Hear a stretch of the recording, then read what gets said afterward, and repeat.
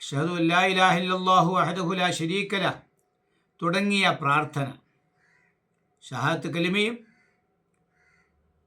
തുടർന്നുള്ള അല്ലാഹുമ്മ ജഅൽനി മിനത്ത് തവ്വാബീന എന്ന് തുടങ്ങുന്ന ആ പ്രാർത്ഥന, ശേഷം മഹാനായ പ്രവാചകന്റെ പേരിലുള്ള സ്വലാത്ത് വസല്ലല്ലാഹു തആല വസല്ലം അലാ ഖൈറിൽ ഖൽഖി എന്നുള്ള ആ സ്വലാത്ത്, ഇങ്ങനെ ഒരാൾ ദുആ ചെയ്താൽ അല്ലാഹു സുബ്ഹാനഹു വ തആല സ്വർഗത്തിൻ്റെ 8 കവാടങ്ങൾ തുറന്നു കൊടുക്കും. ഏത് കവാടത്തിലൂടെ വേണമെങ്കിലും സ്വർഗത്തിൽ പ്രവേശിക്കാം. ആ ഒരു സൗഭാഗ്യം അല്ലാഹു കൊടുക്കുമെന്ന് നാം ഏവരും മനസ്സിലാക്കിയവരാണ്, നമുക്കറിയാവുന്ന കാര്യമാണ്. ഈ പ്രാർത്ഥനയ്ക്ക് ശേഷം ഇന്നാ അൻസൽനാഹു 3 പ്രാവശ്യം ഓതണം എന്ന് കിതാബുകളിൽ കാണാൻ കഴിയും. ഇന്നാ അൻസൽനാഹു 3 പ്രാവശ്യം ഓതണം എന്ന് പറയുകയുണ്ടായി. ഇന്നാ അൻസൽനാഹു കൊണ്ടുള്ള ഉദ്ദേശം തുഹഫയിലും അതിൻ്റെ വ്യാഖ്യാന ഗ്രന്ഥമായ ഷർവാനിയിലും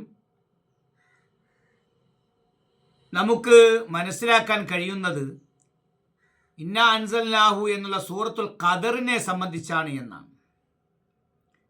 ഇന്നാ അൻസൽനാഹു ഫീ ലൈലത്തുൽ ഖദർ വമാ അദ്റാക മാ ലൈലത്തുൽ ഖദർ ലൈലത്തുൽ ഖദ്രി ഖൈറും മിൻ അൽഫി ഷഹർ തനസ്സലുൽ മലായികതു വറൂഹു ഫീഹാ ബിഇദ്നി റബ്ബിഹിം മിൻ കുല്ലി അംർ സലാമുൻ ഹിയ ഹത്താ മത്ലഇൽ ഫജ്ർ. ഇതാണ് സൂറത്തുൽ ഖദർ. ലൈലത്തുൽ ഖദ്ർ എന്ന് പറയുന്ന നിർണായകമായ രാത്രിയെ കുറിച്ച്, അതിൻ്റെ മഹത്വത്തെക്കുറിച്ച് വിശദീകരിക്കുന്ന സൂറത്ത്. ഇത് 3 പ്രാവശ്യം ഓതണം. കമാഹുവൽ ഖിയാസു, തുഹഫയിൽ കാണാം, ഖിയാസാക്കിക്കൊണ്ട് താരതമ്യപ്പെടുത്തിക്കൊണ്ട് അവയവങ്ങളെല്ലാം 3 പ്രാവശ്യം കഴുകണം. അതോടൊപ്പം ചൊല്ലേണ്ട കാര്യങ്ങൾ, വുളൂഇൻ്റെ ഓരോ അവയവങ്ങൾ കഴുകുന്നത് 3 പ്രാവശ്യം ആകൽ സുന്നത്തായതുപോലെ ചൊല്ലേണ്ട ദിക്റുകളും 3 പ്രാവശ്യം ആകണം. അതാണ് ഖിയാസ്, താരതമ്യപ്പെടുത്തുക. 3 പ്രാവശ്യം കഴുകണമെന്ന് പറഞ്ഞതിനോട് 3 പ്രാവശ്യം ചൊല്ലണം, അല്ലെങ്കിൽ 3 പ്രാവശ്യം കരുതണം.